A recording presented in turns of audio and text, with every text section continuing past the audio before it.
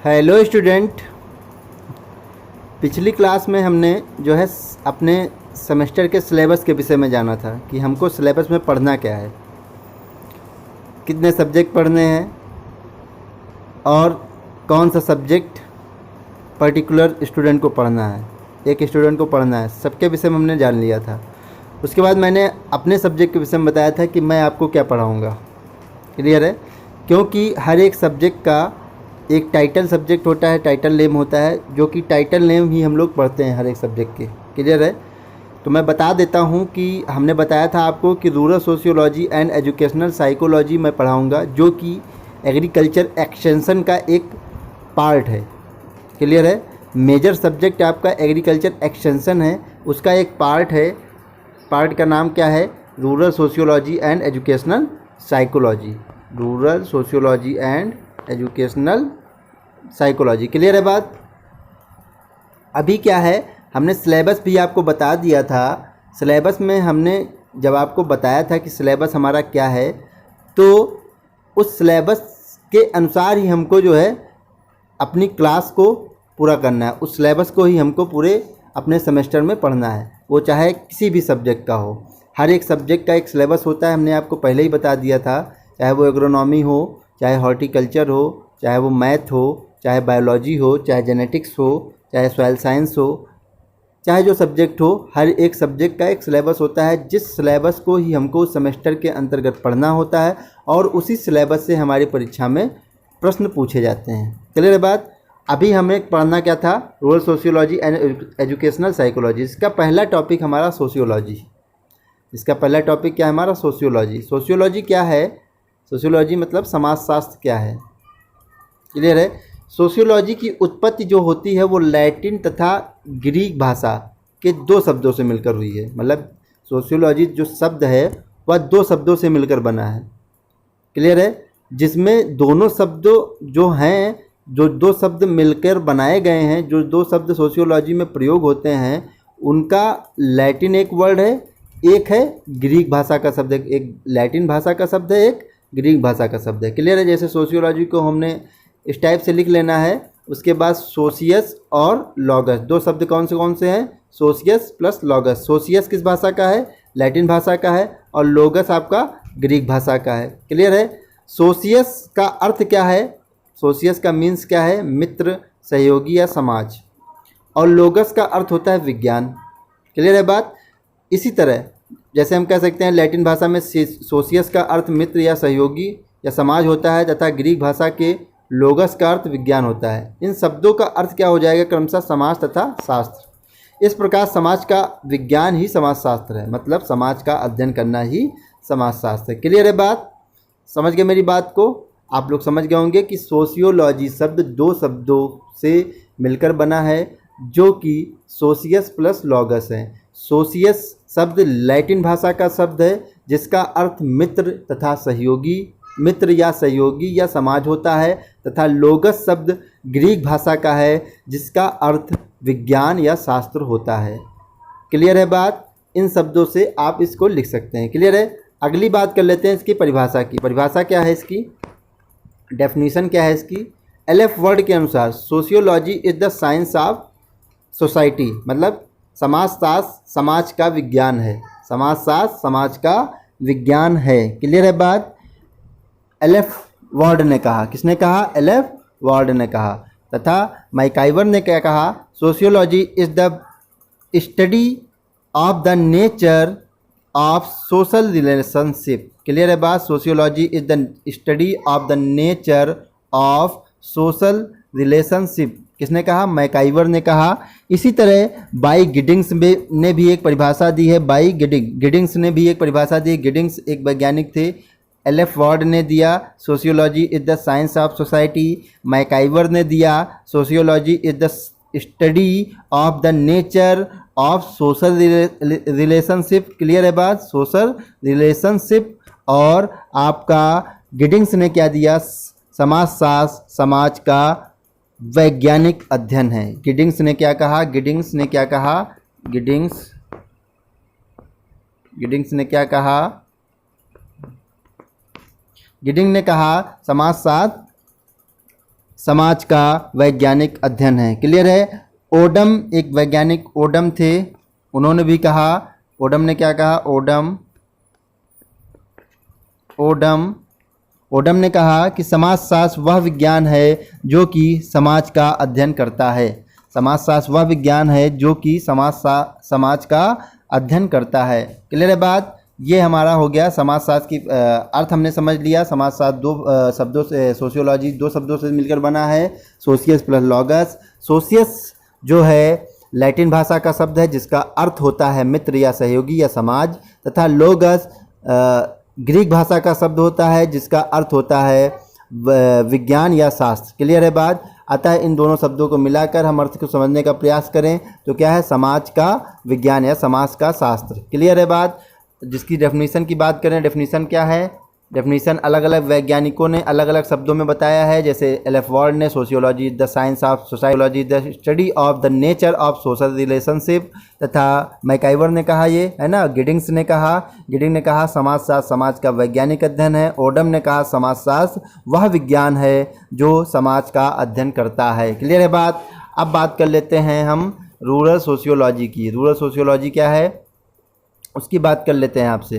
तो rural sociology, जैसे कि हम समझ पा रहे हैं कि रूरल सोशियोलॉजी दो शब्दों से मिलकर बना है, रूरल प्लस सोशियोलॉजी।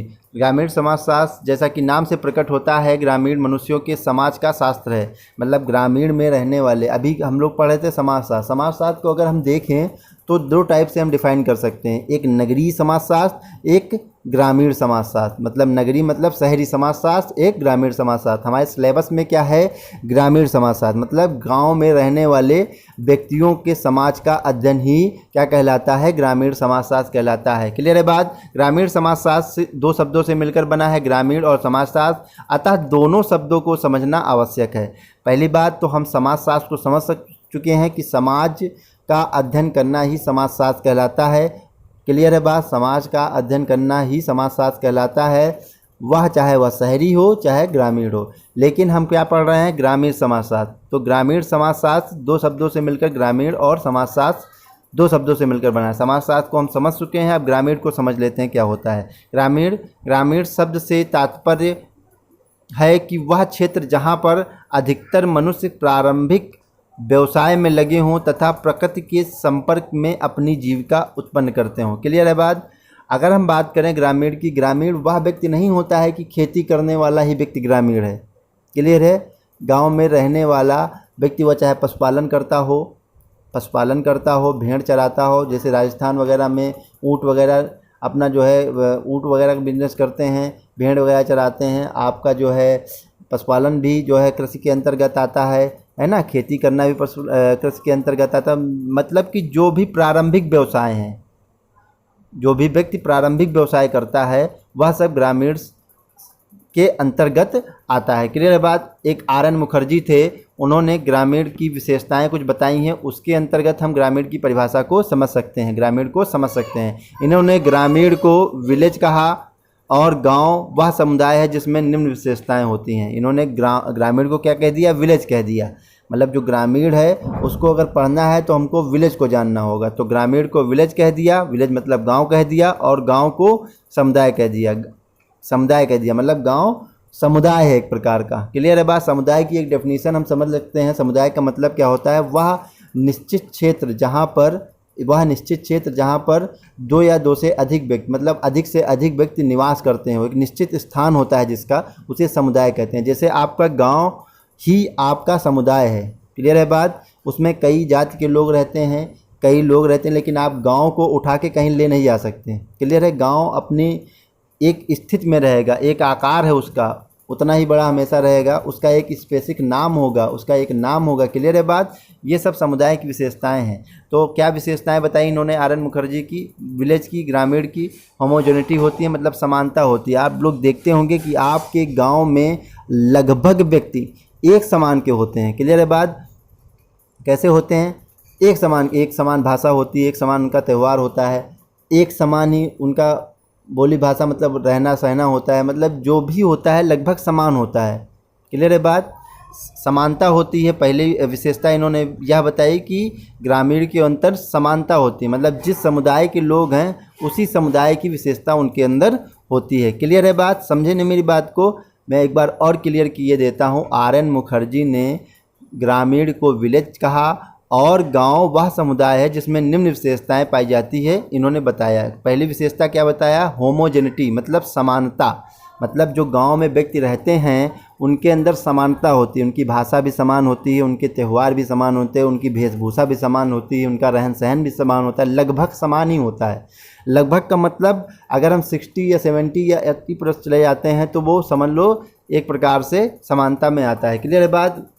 अब दूसरी बात कर लेते हैं। दूसरा विशेषता क्या बताई? प्रीडोमिनेंस ऑफ प्राइमरी ग्रुप, प्राथमिक समूहों की विशेषता। प्राथमिक समूह मतलब कि गांव में जो प्राथमिक समूह का मतलब क्या होता है? माता पिता, दादी बाबा, क्लियर है बात? बाबा दादी, दादा दादी, इनकी बात करते हैं। इनकी हमेशा प्रधानता रहती है आपके घर में। ये लोग जो ही इनके कहने पर ही जो है सब कार्य होते हैं, आपके कहने पर कोई भी कार्य नहीं होगा, इसलिए इनकी प्रधानता होती है। आप लोग भी इन लोगों से डरते होंगे। शहरों में क्या होता है? ये सब नहीं होता है। क्लियर है बात? शहरों में अपने मनमर्जी लड़के होते हैं, अपने मनमर्जी सब लोग होते हैं, शादी हुई फटाफट अलग हो गया। लेकिन गांव में आज भी यह सिस्टम है कि एक मुखिया होता है घर का। क्लियर है बात? इसीलिए कहा गया प्रीडोमिनेंस ऑफ प्राइमरी ग्रुप, उसको ग्रामीण कहा है इन्होंने। ठीक है, तीसरा क्या विशेषता बताई? लेजर डेंसिटी ऑफ पॉपुलेशन, जनसंख्या का कम घनत्व। मतलब हम लोग जानते हैं कि शहरों में जनसंख्या का अधिक घनत्व होता है, लेकिन गाँव में क्या होता है? घनत्व कम होता है, घर दूर दूर बने होते हैं, है ना, आराम से गैपिंग होता है, बढ़िया सा माहौल होता है। ये सब होता है क्या? लेजर डेंसिटी ऑफ पॉपुलेशन, यह भी एक विशेषता होती है। क्लियर है बात? अगला क्या है? चौथा, agriculture as the main occupation, मतलब कृषि मुख्य व्यवसाय होता है इनका। यह एक महत्वपूर्ण जो है विशेषता है।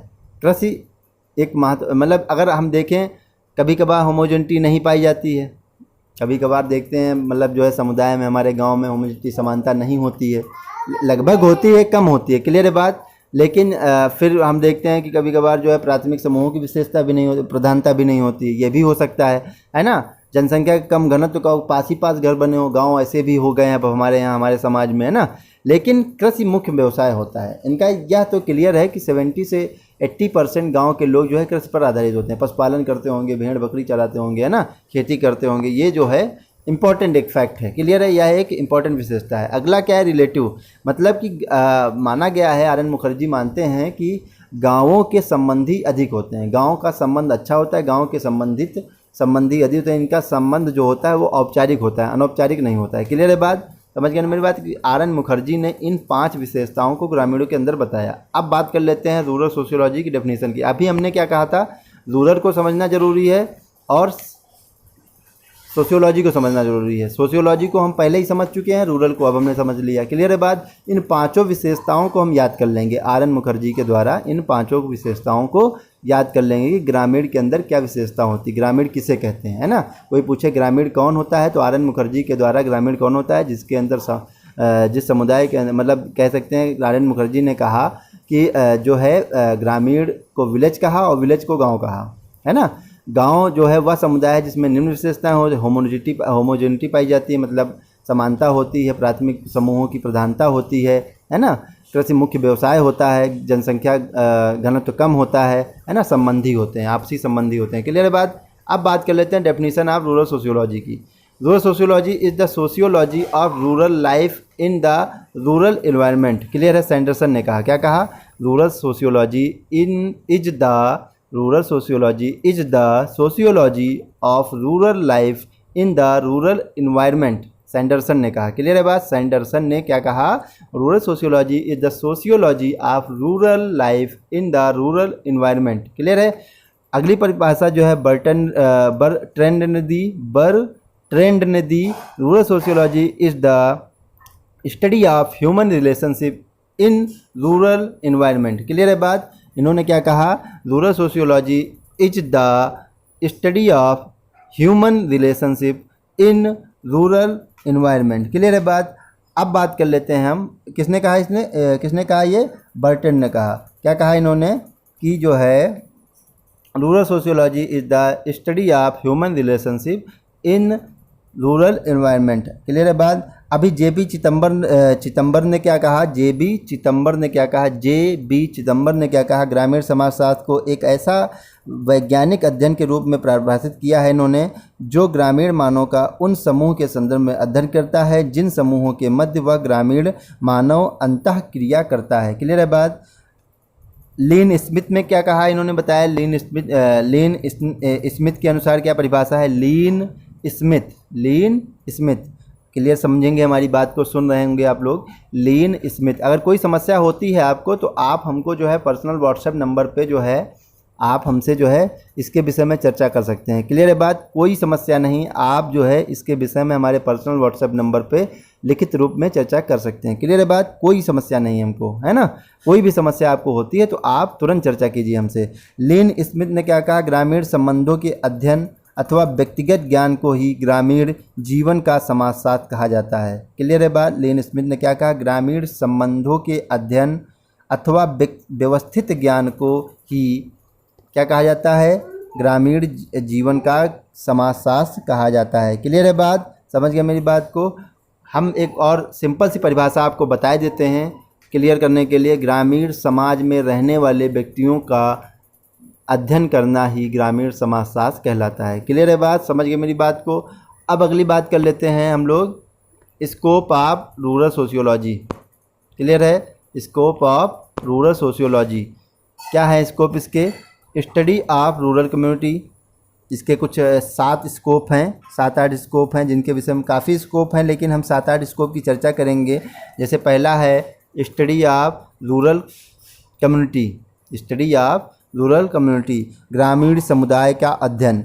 इसके अंतर्गत हम क्या पढ़ेंगे, जैसे कि हम जानते हैं कि ग्रामीण समुदाय का अध्ययन, ग्रामीण समुदाय में क्या क्या अध्ययन करते हैं हम इसके अंतर्गत, मतलब इसका कार्य क्षेत्र क्या है। रूरल सोशियोलॉजी को हम लोग पढ़ लेते हैं तो इसके अंतर्गत हम क्या जानेंगे, क्या है इसके अंदर, क्या कैसे क्या पता करेंगे हमको, कैसे क्या लाभदायक क्या है इससे, इसके कार्य क्षेत्र क्या है, इसका स्कोप क्या है, इसकी बात कर रहे हैं हम लोग, है ना। क्लियर है बात। तो स्टडी ऑफ रूरल कम्युनिटी मतलब कि अगर हम इसका अध्ययन कर लेते हैं तो हमें इसका स्कोप पहला क्या है हमारा, ग्रामीण समुदाय का अध्ययन हो जाता है। जैसे ग्रामीण समाजशास्त्र ग्रामीण समुदाय के लगभग समस्त पक्षों का अध्ययन करता है, सभी पक्षों का अध्ययन कर लेता है या। क्लियर है बात।